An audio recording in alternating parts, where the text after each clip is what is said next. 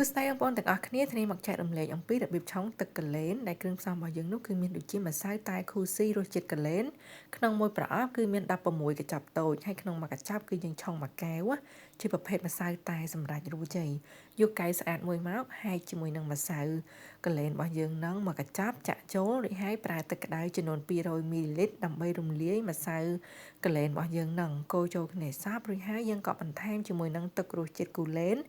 ម៉ាក់នេះបងប្អូនគឺទឹកខាប់ហើយរសជាតិឈ្ងុយដិតល្អប្រើចំនួន30មីលីលីត្រចាក់ចូលគ្នាកូរវាឲ្យសព្វហើយទុកវាមួយឡែកសិនយើងក៏មកមើលសាច់កលែនកំប៉ុងរបស់យើងដោយយើងប្រើប្រភេទនេះបងប្អូន